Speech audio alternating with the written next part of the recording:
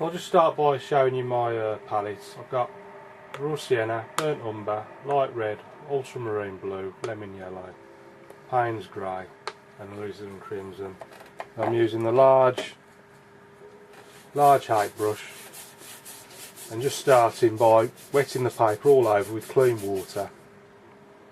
Give it a good soak so you can get the skying and the clouds and all the colours without getting any hard edges. So once that's had a good soaking, just a tad more just to make sure, I'm just going to go into the raw sienna just haphazardly down the page, no particular order to it. Clean brush, take the excess off on the towel, and I'm going into the ultramarine blue. Just going to be a simple sky, this one, nothing complicated, and just straight across like that,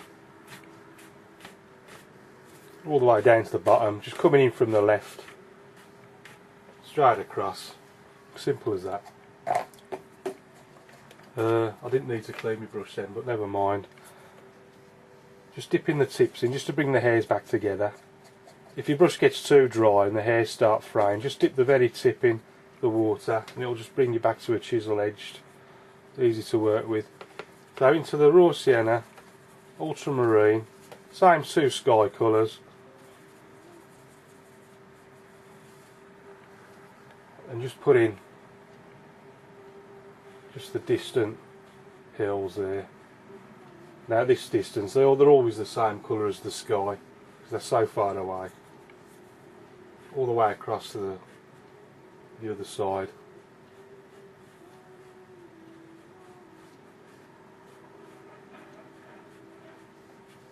So that's the most distant ones in.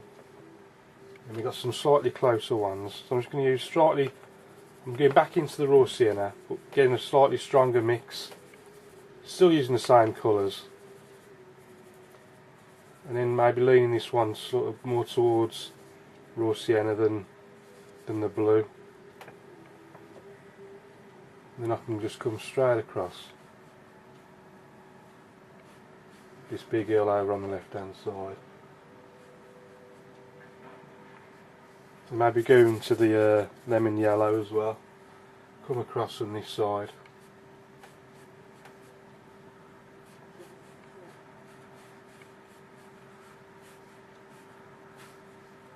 Just soak up that water that's gathered at the bottom of the paper.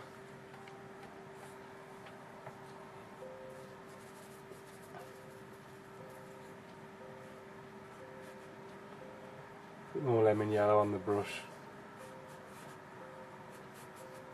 Maybe even a bit of raw sienna as well.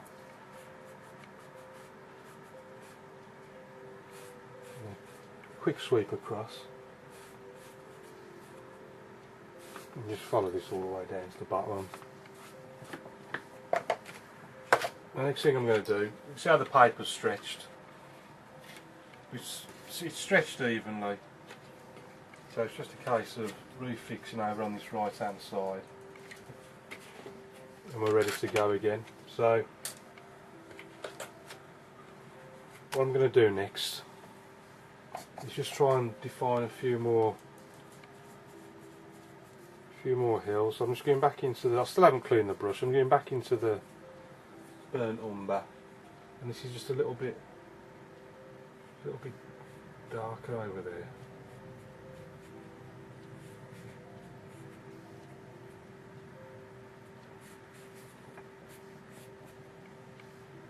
And it's just coming down. This one comes down in front of that further one, so just a few dabs here and there just to try and create areas of interest. Well, that'll do for that, I think.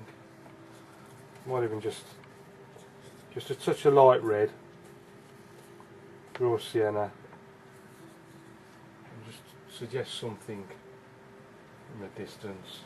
Just trying to keep it very subtle. Just hit and miss here and there. Just create little areas of interest. Could be anything really, just let the eye the view as I do the work. Now then, next thing I want to do is make sure this is dry. So I'm going to take the hairdryer, just give it a quick dry. You can see even with the sky, just the two colours, raw sienna and ultramarine. You can still get a nice looking sky, even something as simple as that. But just remember to leave plenty of lighter areas, so it looks like clouds drifting here and there all over the landscape. You don't want it just all blue all the way down, it just looks a bit boring. So what I'm going to do next is switch to the number 3, the 3/4 inch flat, and I'm just going to put a little cottage in. So I'm just going to go into the light red and burnt umber, or maybe a touch of ultramarine, and then just a couple of little chimneys on the roof.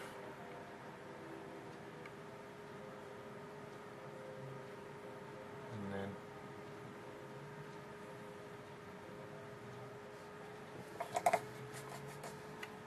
a bit lighter, bring that right down.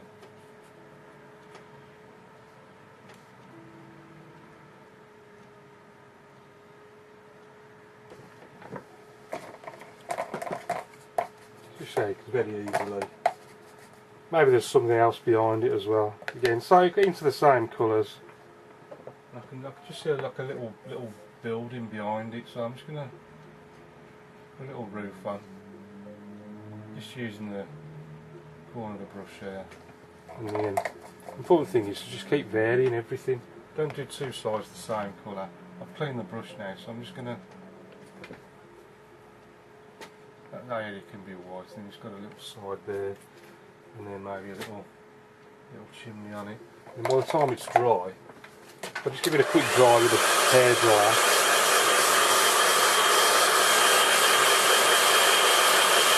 Only takes a few seconds with the hairdryer. It stays hanging around waiting for stuff to dry naturally.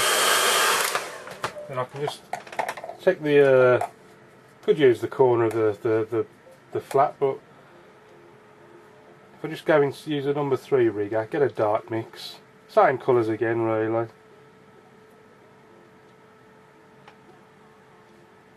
Same colours again, and then we got some little windows and some little ones there. Maybe a big door on the side.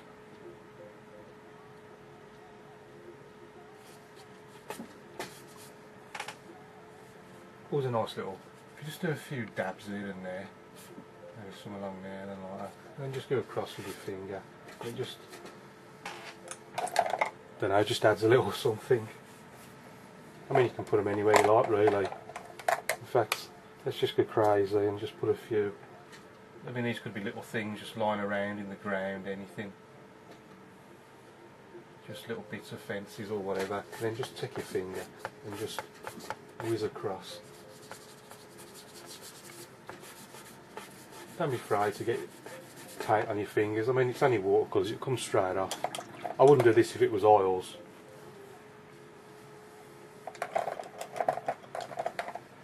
So that's our little building interest. So next thing I'm going to do is put some little trees and bushes. So I'm going light red, raw sienna, maybe a touch of burnt umber, ultramarine, whatever you got and do really. And then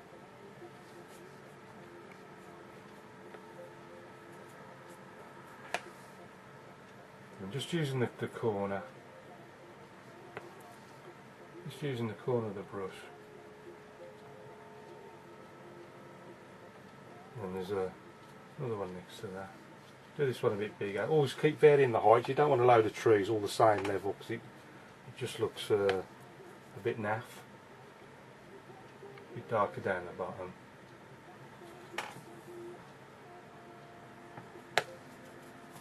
and then what? And then just use a fingernail just to put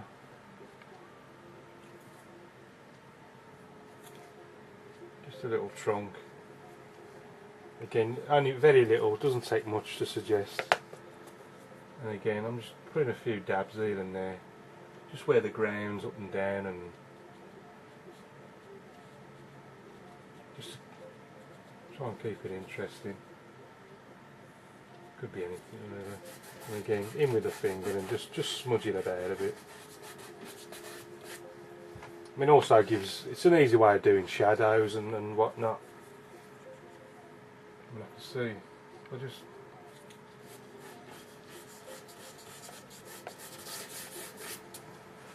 just look, it could be shadows or darker bits of ground, mud, whatever.